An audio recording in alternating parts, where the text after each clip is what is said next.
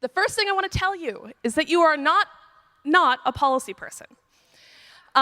So I'm Erie Meyer, and I work for the United States Digital Service. And now that you know my name, I want to know yours. So on the count of 3, 1, 2, 3. It's so nice to meet you. So you know my name, but that's, other than telling you my parents are hippies, that doesn't tell you much. I am an Ohio American. I will tell you this all the time. And I originally came to government service because of this. I took this screenshot this morning. I don't think I'm allowed to run off stage, but the map you see is from Zillow this morning. It's a map of the foreclosures in the neighborhood that I'm from. I lived in Ohio during the height of the financial crisis, and I saw things happen to families that I'd known since I was a little kid that should never happen to anybody. And there didn't seem like there was anywhere to go for help. And as an American, I could not deal. So I did what any reasonable person would do, sold all my stuff, filled up a car, and drove to Washington, D.C., and bullied Elizabeth Warren into hiring me.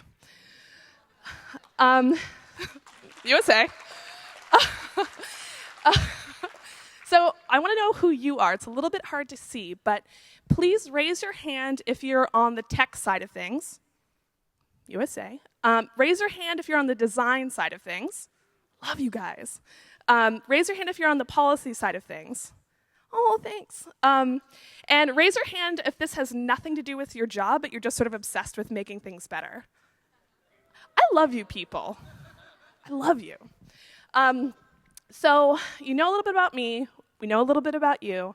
I want to tell you a little bit about one more person that you've heard some about so far on at this Code for America Summit, and it's Jake Brewer.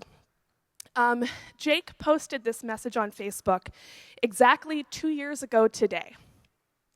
For context, 2 years ago today, the entire federal government was sent home, the government was shut down, and they were told, people who were doing service for the country were told they were not essential.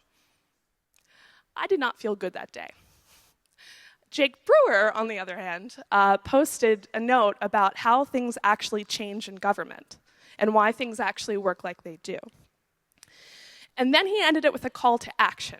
He said, get as informed as possible about where, why, and how things really happen, and act as wisely as possible in accordance with your values. I want to make that same challenge to you today. So I've told you about why I care about the policy side of things, even if it's a little bit weird for a technologist to dig into. And I told you why Jake did, but I want to tell you why you should too. So my favorite thing about policy is that you can use it to bust myths. When I started at the Consumer Financial Protection Bureau, they're hiring, by the by, I was told that user research is illegal. And this was told to me with a straight face. USA. So because I'm a little bit ornery, I was like, all right, and I went and read the law. And I came back and I said, actually, and they were like, whoa, whoa, whoa, whoa, whoa, you're from the tech team, what's happening? But you can do this too. Which no's are you getting because of sort of mushy reasons that you can actually look at and figure out what's a myth and what's not? The next one is to bust silos. The Consumer Financial Protection Bureau, their designers actually sat down with the regulatory attorneys when they were building the new disclosures for mortgages and helped them think through an entire design process to confirm the design choices were clear and understandable for a normal person. If they had just said, well, we'll let the lawyers figure out the regulation and we'll work on something else, you wouldn't have gotten disclosures that actually worked. So how can you do this? It's a little bit annoying when people are like, look at this awesome thing I did, and then there's no way to replicate it. So the engineers that now work at the United States Digital Service have all been bullied by me, love you guys, to learn a little bit about policy. And they jokingly have named it Ms. Meyer's Policy Finishing School for technologists. So I'm going to give you the TLDR. And the reason why is because this is from a colleague of mine at the Office of Science and Technology Policy in the White House, and you can either think of your context as fixed or changeable. I want to challenge you to think about it as changeable. The 4 things I want you to know that you need to do as a technologist to become more involved in the policy process is to write things down.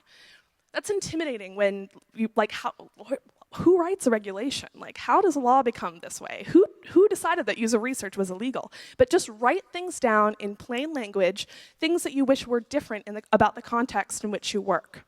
Number 2, ask interesting questions. You people, I see you saying things like, how might we? Like, that doesn't just have to be about design. That can be about policy as well. The third piece is to make it easy to help you. With love, you know how we feel when policy people come up to us and say, make the logo bigger? Like, don't do that to the policy people, because they know this arena, but team up with them. Make it easy for them to help you. Listen to what they say. And finally, the policies that make our world better don't come just from one person. They come from a crass. And to quote Jake, I challenge you to cultivate the crass, not just to make tech better, but to make the policy that makes the tech and America better. USA.